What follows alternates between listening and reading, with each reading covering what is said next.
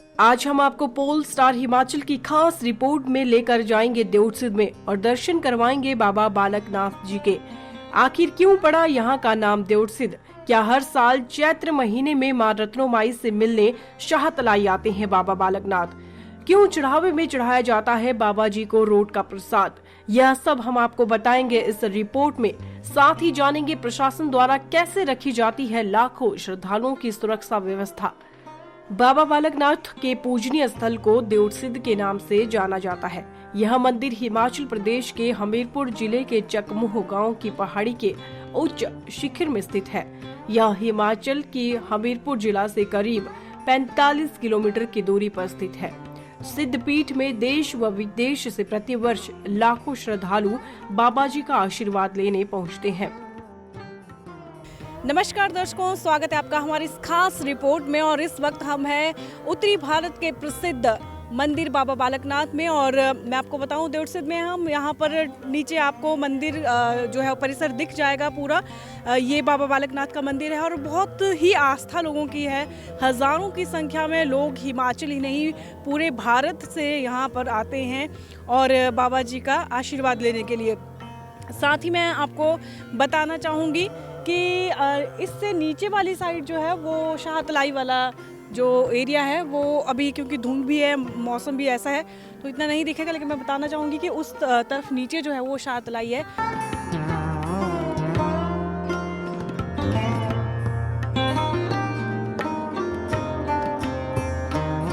दर्शकों, अभी हमारे साथ हैं महंत श्री राजेंद्र गिरी जी महाराज, प्रमुख गद्दी श्री बाबा बालकनाथ मंदिर गुफा। महंत जी, बहुत बहुत स्वागत है आपका हमारी इस खास बातचीत में। सबसे पहले तो जी सभी को जय बाबा बालकनाथ जी महाराज। महंत जी, सबसे पहले तो हम यही जानना चाहेंगे कि जो महंत परंपरा होती है और जो गद्दी का जो परंपरा है उसमें क्या आपस में क्या उनका क्या महत्व है? जैसा कि बाबा बालकनाथ जी महाराज जी का जो इतिहास माना जाता है और गुफा में यहाँ पर आकर जो प्रकट होने का बाबा जी का इतिहास है, तो तब से ही जो है गद्दी की जो परंपरा चली आ रही है, गुरु शिष्य परंपरा यहाँ पर चली आ रही है। शिष्य अडॉप्ट किए जाते हैं, बनाए जाते हैं उनको, फिर शिक्षा दीक्षा यहाँ की जो है परंपरा अनुसार सारा करवाया जाता है। तो हमारी गद्दी का जो इतिहास है लगभग बाबा जी के 5वीं से 7वीं शताब्दी के बीच का है, जब बाबा जी यहाँ पर गुफा में विराजमान हुए थे। तो तब से लेकर जो है ये गुरु शिष्य परंपरा चली आ रही है। बाबा बालकनाथ जी की थोड़ी सी हिस्ट्री हम जानना चाहेंगे। क्या इतिहास है? ऐसा कहा जाता है कि जब वो 3 साल की थे मात्र तभी वो यहाँ हिमाचल आ गए थे, शाहतलाई में आके वो ठहरे थे 12 साल। तो वो भी हमारे जो श्रद्धालु हैं, दर्शक हैं, उनको बताइए। जैसा कि बाबा बालकनाथ जी महाराज जी को जो है वो कलयुग अवतार माना जाता है और कलयुग में पहले बाल रूप अवतार माने जाते हैं। और लगभग 5-5.5 हजार वर्षों का जो है बाबा जी का इतिहास माना 5वीं 7वीं शताब्दी के बीच का माना जाता है उनका जो जन्म का है। तो गुजरात के काठियावाड़ जो ज़िला है वहाँ पर बाबा जी का जन्म बताया जाता है। तो अल्पायु में जो शिव भक्त थे तो वहीं उसमें लीन रहते थे भक्ति में, लेकिन 3-5 साल के बीच में उन्होंने घर छोड़ दिया था। गुरु दत्तात्रेय जी, जो कि जूनागढ़ में जो स्थान है वो गुरु जी का, गुरु दत्तात्रेय जी का स्थान है, वहाँ पीठ पर उनके पास गए, उनसे उन्होंने दीक्षा ली। उसके पश्चात जो गुरु का देश था और उनकी जो भोलेनाथ जी को पाने की जो एक था उसके लिए उन्होंने फिर यात्रा शुरू करी और फिर कैलाश मानसरोवर की तरफ बढ़े। और वहाँ तक पहुँचते पहुँचते बाबा बालकनाथ जी की आयु जो है लगभग 12 वर्ष हो चुकी थी। तो वहाँ पर जो है कई वर्षों तक तपस्या करते रहे। फिर माता पार्वती जी के दर्शन हुए गौरी कुंड पर। फिर बाबा जी ने माता से आग्रह किया था कि हमें भोलेनाथ जी के दर्शन करने हैं और उनका आशीर्वाद लेना सिर्फ हमारे जीवन का यही एकमात्र लक्ष्य है। तो माता पार्वती जी के माध्यम से भगवान भोलेनाथ जी के बाबा जी को दर्शन हुए। तब 12 वर्ष की आयु, तो भोलेनाथ जी ने वरदान दिया बाबा जी कि आप हमेशा बाल रूप रहेंगे और हमेशा 12 वर्ष की आयु में ही रहेंगे। तो तब से लेकर जो उनका इतिहास है, आगे जितना जीवन काल में दृश्य रूप में रहे, तब तक जो है हमेशा बाल रूप ही रहे, बाल आयु में ही रहे। और भोलेनाथ जी ने वरदान दिया था कि आपकी कलयुग में महिमा होगी, कलयुग में आप जो है बाबा बालकनाथ जी के नाम से जाने जाओगे। तो अब जो समय चल रहा कलयुग का समय है, और इसमें जो है बाबा बालकनाथ जी आप देख रहे हैं देश में विदेश में प्रदेश में हर जगह बाबा जी का भजन कीर्तन सत्संग भंडारे होते हैं प्रतिदिन, और असंख्य जो है हर जगह पर जो है बाबा जी के दरबार मंदिर मूर्ति स्थापनाएं हो रही हैं। तो जो भोलेनाथ जी का वरदान था वो अब जाकर जो है फलीभूत हो रहा है, और वैसे ही प्रचार प्रसार जो है सब जगह बढ़ रहा है। ये देवसिद्ध का नाम देवसिद्ध क्यों पड़ा यहाँ पर, इसकी कोई कहानी है?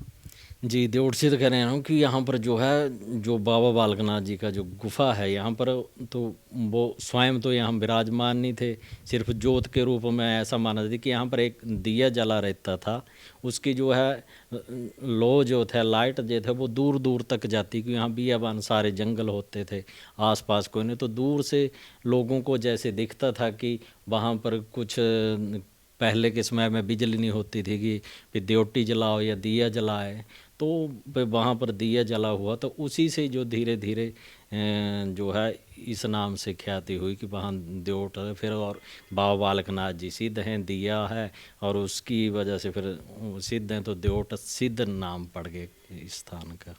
ऐसी कुछ ये जो चैत्र महीना होता है तो पूरा महीना भर यहाँ बहुत ही 24 घंटे दरबार खुला रहता है, बहुत लोगों की मान्यता है। और इस महीने कहा जाता है कि जो बाबा बालकनाथ जी हैं वो रत्नमाई से मिलने भी आते हैं, तो चैत्र माह इस तरह से धूमधाम से मनाया जाता है। इसके पीछे ये कारण है या क्या कारण है इसके पीछे? जितनी की जो किंवदंतियाँ चली आ रही है प्राचीन समय से, जितनी भी परंपराएं और कहानियाँ जो है, तो जो हमारे पूर्वजों से चली आ रही, जैसा हमने सुना उन्होंने बताया, तो उसमें यही था कि चैत्र मास जो है बाबा जी का एक तो प्रमुख बार है, और ऐसी भी एक मान्यता है कि चैत्र मास के जो नवरात्रे आते हैं उनमें बाबा जी का जन्म माना जाता है, इसलिए उनका प्रमुख मास हो गया चैत्र मास, उसमें जन्म हुआ। फिर जो 7 लाई में आकर माता रत्नों के साथ जो बाबा जी का यहाँ पर 12 साल रोटी लस्सी का जो संबंध है कि यहाँ पर बाबा जी जब कैलाश मानसरोवर से आए थे, तो उन्होंने माता धर्मोथी रास्ते में जो पानी पिलाती थी वो सेवा करती, उनके माध्यम से कैलाश मानसरोवर पर गए। लेकिन जब वो वापस आए तो बाबा जी ने देखा उनकी मृत्यु हो चुकी थी, और अगला जन्म जो था उनका यहाँ पर हुआ था, और यहाँ पर वृद्धावस्था में था। क्योंकि प्राचीन हर युग में जो आयु जो अलग अलग होती है, सैकड़ों हजारों की, तो प्राचीन समय में हम जानते हैं, जैसे सुनते हैं कि ऋषि मुनि हजारों वर्ष, देवी देवता करोड़ों वर्षों तक तपस्या कर रहे थे, तो उस युग में जो था तो ऐसे था। और फिर बाबा जी 7 लाई में आए तो माता, क्योंकि वहाँ पर उनके पास रुके थे, ना कुछ खाया था ना कुछ पिया था, 12 घड़ी विश्राम किया था। और उसका कि प्राचीन समय में हमारे भी बुजुर्ग कहीं जाते नहीं थे कि रिश्ते में किसी का खाएंगे या लड़की के घर गए वहाँ खाएंगे रहेंगे नहीं, पानी नहीं पिएंगे, तो सोचते थे भी हमारे ऊपर कोई कर्ज चढ़ गया, अगर किसी का कुछ लिया दिया तो उसी कर्ज को चुकाने के लिए, कि उनके पास विश्राम किया था, तो उसको चुकाने के लिए यहाँ पर आ रहे हो। माता से गऊओं की सेवा ली, फिर बोर्ड वृक्ष के 7 लाई जो वहाँ पर है, वहाँ पर तपस्या करते, बाबा जी बैठे रहते, गऊएं खुद चर के आ जाती थी, और माता जो थी वो बाबा जी को रोटी और लस्सी देती थी खाने के लिए। तो उसी अनुसार 12 साल तक जब बाबा जी ने देखा कि अब हम इस कर्ज से मुक्त हो गए, तो बाबा जी ने लीला रची कि यहाँ पर जो है गऊओं ने सारी फसलें खा ली हैं, और सभी गांव वाले इकट्ठे होकर आ जाते कि माता को कहते हैं आपने कैसा ग्वाला रखा है कि यहाँ पर वो बैठे रहते हैं और हमारी फसलें सब तबाह कर दी हैं, गऊओं ने खा ली हैं, इस साल अकाल पड़ेगा, हम भूखे मरेंगे। तो माता भी गुस्से में आई, और माता ने बाबा जी को लाहना दिया कि मैंने आपको 12 साल तक रोटी लस्सी खिलाते रहे, उसका सिला आपने ये दिया कि आज गाँव वाले भी भला बुरा कह रहे हैं। तो बाबा जी ने एक संबंध तोड़ना था उसने कि माता हमें टोके और उससे एक कराए।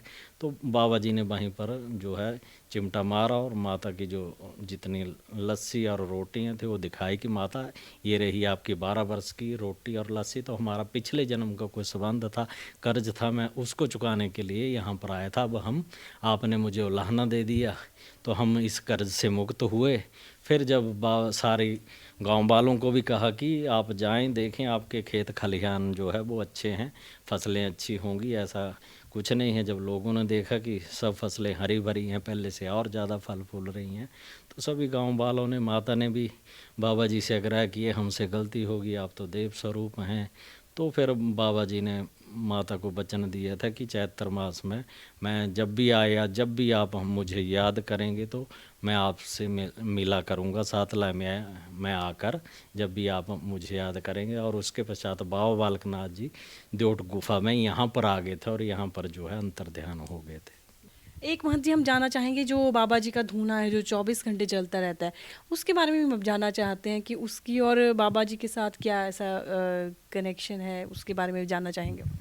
धूने का जो बाबा जी का जब से यहाँ पर आए थे देवसिद्ध गुफा में, धूना जो है अखंड धूना तभी से माना जाता है।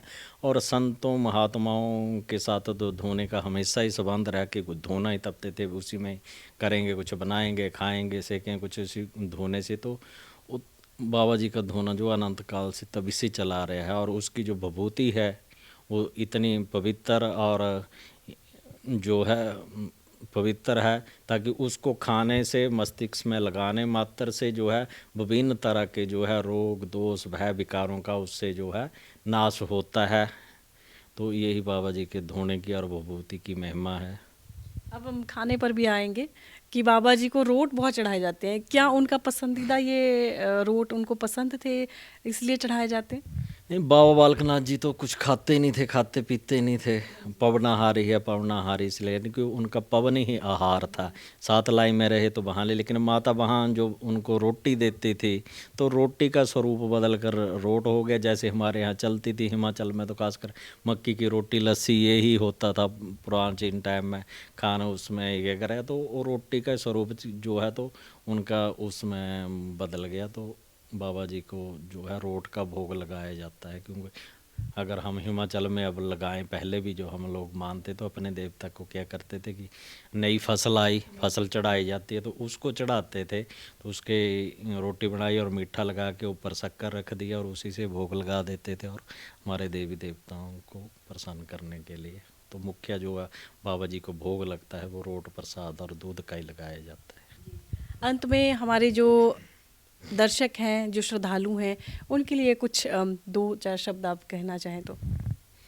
सबसे पहले तो आपका जो चैनल है पोस्ट आ रहा, सबके लिए बहुत बहुत नव वर्ष की भी बहुत बहुत शुभकामनाएं। बाबा बालकनाथ जी महाराज जी का आशीर्वाद और सभी भक्तजन जो बाबा जी के दरबार इसकी जो भी कामना है बाबा जी से मांगे, कि ऐसे कोई भी धन दौलत ऐश्वर्य आदि ऐसी कोई संपदा नहीं है जो वो पूर्ण नहीं करते, लेकिन सब में हमारा विश्वास होना जरूरी है। अगर हम अखंड विश्वास श्रद्धा से मानते हैं तो वो हर चीज़ प्रदान करते हैं। और बाल रूप देवता हैं, इस कारण जो है ज़्यादा ख्याति है। और बाल रूप देवता की यही पहचान है कि जल्दी प्रसन्न होते हैं।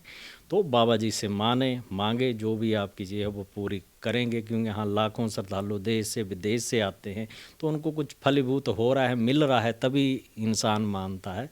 तो बाबा जी हर संपदा प्रदान करने वाले देवता हैं। तो आप माने, बाबा जी के दरबार पर आएँ और सभी देश विदेश में बैठे जो भी श्रद्धालु हैं और स्थानीय निवासी हैं हिमाचल के, तो आएँ बाबा जी के दरबार के दर्शन करें, दर्शन लाभ करें और अपना जीवन जो है वो सफल बनाएं। बहुत बहुत शुक्रिया महंत जी, हमारे लिए आपने इतना समय दिया हमें, उसके लिए बहुत बहुत धन्यवाद। ठीक है जी, आपका भी बहुत बहुत धन्यवाद, बहुत बहुत शुभकामनाएं, आशीर्वाद आपके लिए, आपके चैनल के लिए। दर्शकों, अभी हमारे साथ एसडीएम बड़सर हैं शशिपाल शर्मा जी, उनसे हम जानेंगे कि किस तरीके से यहाँ पर, जैसे कि बहुत श्रद्धालु आते हैं, हजारों की संख्या में श्रद्धालु आते हैं, तो किस तरह से श्रद्धालुओं के लिए जो सुरक्षा की दृष्टि से किस तरह से प्रशासन द्वारा इंतजाम किए जाते हैं वो हम जानेंगे सर से। Thank you. जैसा कि आप सभी को पता है कि सिद्ध बाबा बालकनाथ जी की आस्था जो है तो दुनिया के कोने कोने से जो है तो लोग आते हैं, और उसी के मद्देनज़र उसको ध्यान में रखते हुए श्रद्धालुओं को कोई असुविधा ना हो उसका जो है तो विशेष ध्यान रखा जाता है। जिसमें कि मुख्य तौर पर मंदिर न्यास द्वारा जो है तो श्रद्धालुओं की सुविधा के लिए सराएं, ठहरने के लिए भवन और मुफ्त जो है तो लंगर और रास्ते में आने जाने के लिए सभी प्रकार की सुविधा, जैसे शेडेड टीन हो, पानी की व्यवस्था हो, साफ़ सफाई की व्यवस्था हो। और इसके अलावा जब रश वगैरह होता है, जब ऐसी संभावना होती है कि ज़्यादा से ज़्यादा श्रद्धालु आएंगे, तो उस समय लॉ एंड ऑर्डर के पॉइंट ऑफ व्यू से भी स्पेशल फोर्स डिप्लॉय की जाती है। जी सर, जैसे कि लंगर की व्यवस्था रहती है तो क्या ये 24 घंटे रहता है या कितने घंटे का रहता है यहाँ पे? ये विशेष ओकेजन पर तो हम 24 घंटे भी चलाते हैं। अदरवाइज इसमें जो है तो रात को जब मंदिर बंद होता है लगभग 9:30-10 बजे तक, उस समय तक जितने भी श्रद्धालु होते हैं उन सभी को लंगर करवाते हैं। जी, अभी सर जैसे चैत्र मेले आने वाले हैं, पूरा एक महीना यहाँ बहुत रश रहता है, तो उस वक्त तो जो मंदिर के कपाट होते हैं वो भी देखा जाता है कि 24 घंटे खुले रहते हैं ताकि श्रद्धालु जब मर्जी दर्शन कर सके। तो उस वक्त किस तरह से प्रशासन द्वारा इंतजाम किए जाते हैं उनकी सुरक्षा को लेकर? बाबा जी के भक्तों में चैत्र मास की विशेष जो है तो मान्यता है और इसलिए दुनिया के कोने कोने से जो है तो श्रद्धालु आते हैं और उसी को मद्देनज़र रखते हुए चैत्र मास की तैयारियों को लेके न्यास प्रशासन जो है तो पहले से तैयारियां शुरू कर देता है और विभिन्न कार्य जो भी किए जाने हैं उसकी प्रशासनिक तौर पर हम तैयारी कर देते हैं तथा उसका रिव्यू जो है तो उपायुक्त महोदय खुद करते हैं जो कि कमिश्नर हैं। और उसमें उस दौरान चैत्र मास के मेलों के दौरान जो है तो 24 घंटे मंदिर खुला रहता है जैसा आपने कहा, और उसी को ध्यान में रखते हुए फोर्स की डिप्लॉयमेंट भी, सेक्टर ऑफिसर्स की डिप्लॉयमेंट भी और लंगर वगैरह की व्यवस्था भी उस समय 24 घंटे की जाती है। जी, अभी अगर मैं जैसे सीसीटीवी कैमरास यहाँ पर कोने कोने पर लगे होंगे तो कितने का कैमरे होंगे सर जो इस पूरे परिसर में लगे होंगे? सीसीटीवी कैमरा 2-3 एंगल से हैं। कुछ जो है तो प्योरली मंदिर प्रशासन के पॉइंट ऑफ व्यू से देखा जाए तो कुछ कैमरास उस नज़रिए से रखे हुए हैं, कुछ नज़रिया जो है तो लॉ एंड ऑर्डर के पॉइंट ऑफ व्यू से पुलिस ने क्रिमिनल एस्पेक्ट्स को भी ध्यान में रखते हुए इंस्टॉल किए गए हैं। तो इस प्रकार से अलग अलग एंगल से हर एक कोने को जो है तो मंदिर परिसर के आसपास के हर एक कोने को कवर किया गया है। तो अभी कितने लोग होंगे जो ऐसे डेली जो इसमें सुरक्षा में लगे होंगे? मंदिर की हमारी कोई 16 लोग हैं मंदिर प्रशासन ने जो सिक्योरिटी रखी हुई है एक सर्विसमैन कॉरपोरेशन से। इसके अलावा शनिवार इतवार को जो है तो हम विशेष तौर पे होमगार्ड के लोग बुलाते हैं। बाकी पुलिस चौकी देवसिद्ध में है, उनके ऊपर जिम्मा रहता है, पुलिस थाना बटसर है, उनके अंडर ये एरिया आता है, उनकी जिम्मेवारी रहती है। जी सर, बहुत बहुत शुक्रिया हमारे साथ बातचीत के लिए। Thank you very much. Baba ji तेरे कुंडलुए कुंडलुए बाल मोर सवारी कर दे ओ, जोगी जी तेरे कुंडलुए कुंडलुए बाल मोर सवारी कर दे ओ।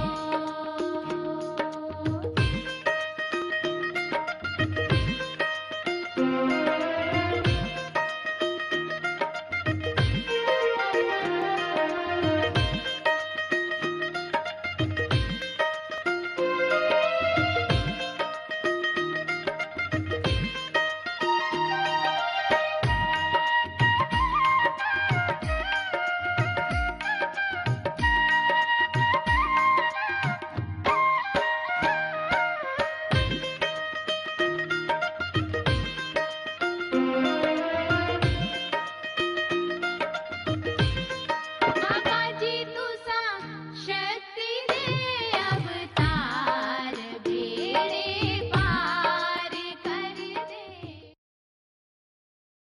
फेसबुक पर पोल स्टार हिमाचल का पेज लाइक करें और यूट्यूब पर हमारा चैनल सब्सक्राइब करना ना भूलें।